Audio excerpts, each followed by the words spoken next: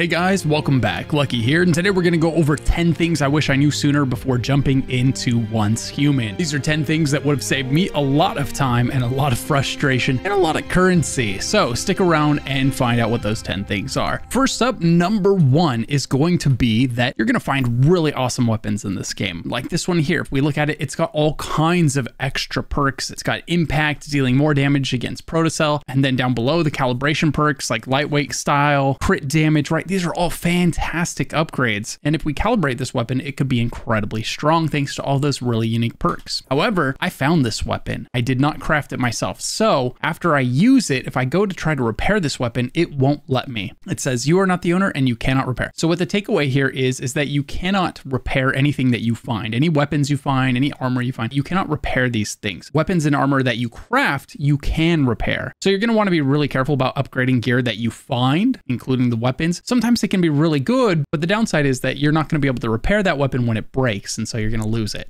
So most of the time, the best course of action is going to be to invest in the weapons that you craft. Spend all your resources calibrating those so that you can repair them whenever you need to, like this one right here. We can go ahead and repair it. Boom. And we just filled up the durability line there at the bottom and it's ready to go again. And quickly, the next one to be aware of is that if you're thirsty, your character is going to run really slow. So the notches down by your thirst meter, if that first one isn't filled up to, then you're going to be moving a lot slower. The second one isn't filled up and you're going to be losing a lot of stamina regeneration. So just be aware of that. The next thing I really wish I knew sooner is that the red crates, the mystical crates as they're called in this game, give you blueprints. And so sometimes you're going to be in one of these areas like this. You'll get a settlement like this one right here, and you're going to get your list of objectives up in the top left corner. It says, look for a mystical crate, activate a rift anchor, defeat normal enemies, and then find 2 weapon or armor crates. Now, the bottom 3 are always really easy to do, but sometimes that top one is a bit tricky. It's really hard to find those mystical crates. They can be tucked away in some building that's really large in some, obscure corner of it, and it can be pretty difficult to find, and you might be tempted to just move on without finding that mystical crate. But that mystical crate is almost always going to have blueprints, and the blueprints in this game are huge. This is what's going to allow you to craft all of the weapons and armor in this game. And that's one of the most major forms of progression you have. So you do not want to forego those mystical crates. Stick around and try to find it. My biggest piece of advice is that usually if there's a really big building on that property, it's probably in it or on top of it. So that's my biggest advice for the mystical crates. That's not always the case, but that's very often the case. And it seems like they often like to plant it on the alternate side of the settlement as the rift anchor. So if you're near the rift anchor, maybe try going to a different part of this area and look for the mystical crate there. The next thing is that there's going to be these primors located all over the map. These are huge for finding starcom, one of the most important resources in the game. Starcom is what you're going to use to gamble for blueprints. These are the best blueprints in the game, and probably the most efficient way to obtain them is going to be using your starcom at a wish machine and gambling for the blueprints that you want. So there's very limited sources of this very important material, and this is one of them, these primors. So you're going to want to do these, first of all, so don't ignore them, but also be prepared for a battle. They are pretty difficult, and you're going to need... Sorry about that. And you're going to need explosives because the enemy there is covered in a thick armor. And if you don't have explosives, you're not going to be able to take that armor down. So go prepared with a calibrated explosive weapon like a rocket launcher or claymores or something like that to break the armor off of that enemy. Next, let's talk about surviving in this game, because there's something that a lot of people are going to overlook for a lot of their playthrough. And when they realize it, oh man, it's going to make their life so much better. And one of those things is sanity gummies right here. Sanity gummies are fantastic because this will remove your sanity that you're losing. That sanity debuff right there, you can see on my health bar, I'm losing about 10%, maybe 15% of my health bar there to my sanity debuff. So the easiest way to manage that is to craft gummies. And these are real easy to make. It just takes a little bit of sugar, some boiled water, and some log. As you can see here, sugar just needs some beets and some logs. So you're going to want to make some sanity gummies when you get the chance. And when you see a source of beets, make sure to take advantage of that and get it, okay? Now, fortunately, sanity gummies are only one way. An even easier way to manage your sanity is your grilled mushroom. So mushrooms are something that are very easy to get if you grab one of the passives in your cradle. If we go into our cradle, then we go into the mimetics menu, and then up here in the top left, we've got our mimetic specializations. These are real easy to miss. A lot of people probably have some unlocked and they haven't realized it. So you're going to come in here, and at some point you'll get the option to choose compost bin if you want. And this is a great option. If you take it, any spoiled food in your bag, which is going to happen all the time, food is just not going to get used in time. This is going to convert that spoiled food into mushrooms. Mushrooms are exactly what you use to make grilled mushrooms, and grilled mushrooms are going to give you energy. So it's going to fill your hunger meter, and it's going to cure 200 sanity, and you're just constantly getting them for free as you walk around with some excess food in your bag. And so this is going to be a perfect way of handling your sanity when you're out and about. I highly recommend it. And if you're enjoying the video, be sure to like and subscribe for more Once Human content. It helps more than you know. Thanks. Now, the next thing to be aware of is how to heal yourself.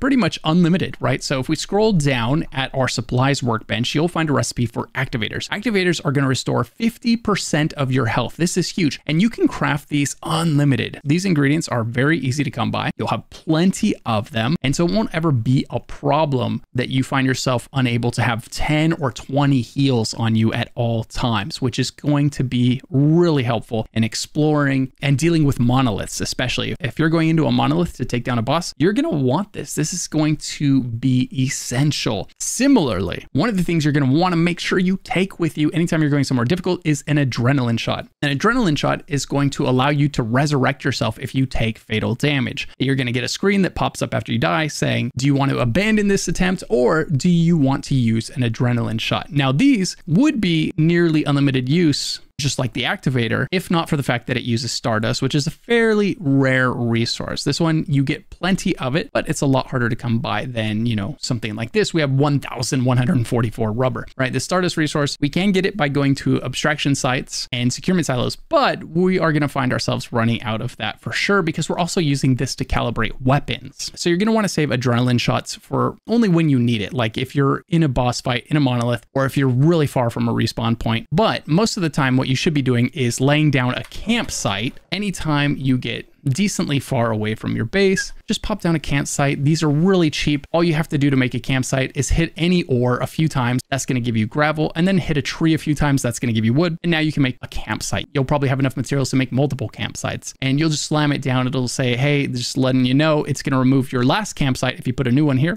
that's fine. And now this will act as a respawn point if you die. It also allows you to teleport back to your base from wherever you are. So you never have to run back to your base. If you're next to a campsite, you can always teleport back to your base. Now, the next thing to know is that there's one weapon in the game that is super clutch, and that is going to be the crossbow. The reason for this is you can shoot the crossbow very accurately into the heads of enemies, and it's usually going to be a one-shot, especially if you've kept up with the higher tier of the crossbow, and you've also been calibrating it when able. And the nice thing about the crossbow is you can retrieve the arrow from the enemy after you kill them. So as long as you hit the enemy, you can pick up that arrow after you kill them. You run by their body, spam F, and you'll see that you've picked up 1 or 2 arrows, however many it took to kill the enemy. You get them all back, which removes the issue of having to make sure you have ammo for your weapon as you're running around doing the easier content in the game. Now, there's nothing like a good firearm, right? And ammo isn't that hard to make. So don't be afraid to use a gun and use ammo, right? This copper ammo down here is just fine. It works really well. And you're just gonna have to farm a bit of copper ingot and some gunpowder. So don't be afraid of using your ammo. It's real easy to make, and you get a lot of it every time you craft some. You get 40 pistol ammo, or if we make an SMG ammo, we get 120 every pop. So real easy. Just make sure you're always picking up copper so that you have plenty of ammo. But until you've got a good supply of those materials, those crossbow arrows are super efficient. Another thing to know is that you can zoom your camera out from the default setting. Your default setting has the camera pretty close to your character, but if you come into the game's controls, you see right here camera distance, and by default this is pretty close, and you can get just enough extra distance to see your feet and have a complete view of your character and have a little bit less of your screen obscured by your character when you're running around playing the game. And if you're like me, you're gonna love that. Now, the next thing to be aware of is if you hate the look of your character. Let's say you get in game and you regret some decisions you made. Maybe you forgot to max a certain slider out. Maybe you made a slider too big and it's just looking uncomfortable. Now you can come in here and you can can go to the furniture section of your building menu. So you press B in your base, you right click, you bring up the furniture menu, then go to furnishing items submenu, and then click on floor mirror. And now you put this down and boom, you have a mirror where you can reshape your character. You can come in here and completely remake them to make them look exactly how you want. The next tip is that you're going to be given a free bike in Deadsville. So that's really early in the game. You're going to be doing your quests, first town in the game. And if you get sidetracked exploring and you don't finish the main story quest in this area, right?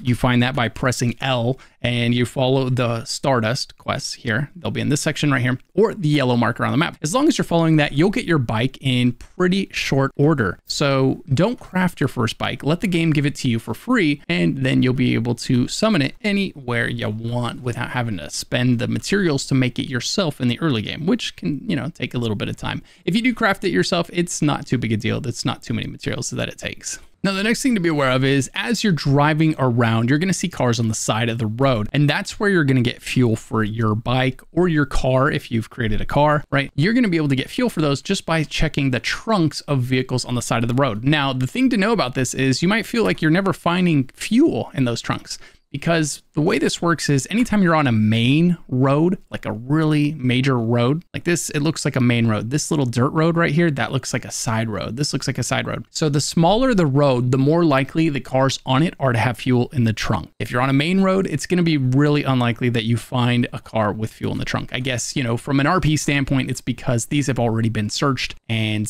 there's nothing left. The next big piece of advice I wish I knew before I started playing the game is about this resonant filter right here, the Stardust resonant filter. Now, this is a really important object because you're going to be able to purify your Stardust. So you're going to put this in here and you'll be like, yeah, purify it. But it's really easy to miss the fact that right here, it's telling you all these enemies that are going to spawn and attack your base the second that you decide to do this. So you're going to have to defend your base for 5 minutes from all of these enemies. So if you end up getting some tier 1 Eclipse Cortex, right? It's not too big a deal. The enemies that spawn are not too terribly difficult. You'll most likely be able to take them down. If you get tier 2 though, things start getting pretty difficult. They start having a lot of HP, and if you don't have great weapons yet and highly calibrated weapons yet, it could be something that ends up destroying your base. So what I would recommend is before you use this machine, take the time to upgrade your base to stone, because when they attacked my base, it was still wood the first time I did that, and they destroyed about half of my base and half of my storage containers. So make sure you upgrade to stone before you do that, and make sure that you are loaded with lots of ammo, because there's going to be a lot of enemies spawning, and make sure you got a good weapon that does a lot of damage ready to go.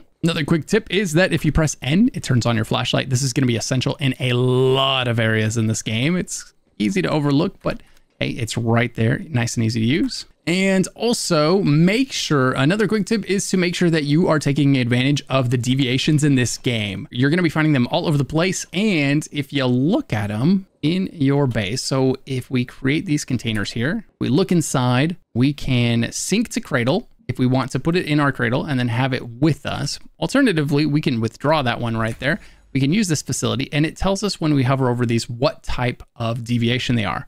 It's like Power World if you played that. Some are really good at combat. Some are really good at territory buffing. This one is going to provide power to our generators. Others are going to be great for crafting. They're going to give us materials for crafting, or they're going to be harvesting materials around the base. Like I've got this guy here grabbing ores of all sorts. So I click claim, and then over here I see I got some iron ore, some tin, some sulfur, and some copper ore. All of those from that guy right there. This one right here is collecting wood. So between the two of those, that I'm just constantly passively getting 2 resources I always need. You're always going to need loads of wood for charcoal. Whenever you're in your base, go ahead and make 99 charcoal. I promise you, you're never going to regret it, because everything that you make is going to use charcoal for a very, very long time. Whether you're purifying water or whether you're making iron bars or iron ingots or steel ingots, right? You're just going to be constantly using that charcoal. So have a nice supply on hand. You won't regret it. If you got nothing else going on in there, burn some charcoal. Definitely keep an eye out for deviations that you can put in your base to passively gather materials for you while you're out exploring and doing all the other fun things in the game. All right, guys, that concludes my first I Wish I Knew Sooner video for Once Human. If you have any things that you learned that you thought were really interesting, share them in the comments down below. Sometimes the best tips come from the comments. So, hey, share what you got. And if I see one that I love that I haven't already talked about, I'll go ahead and toss it in my next video. Thank you guys so much for watching. I appreciate it. Massive shout out to my YouTube channel members. If you want to become a channel member, click the join button down below for special access to a private Discord channel, behind the scenes footage, and so much more. If you're not sure what to do next, check out my complete beginner guide for Once Human, popping up on screen right now. I promise you, you're gonna love that video. Until next time, guys.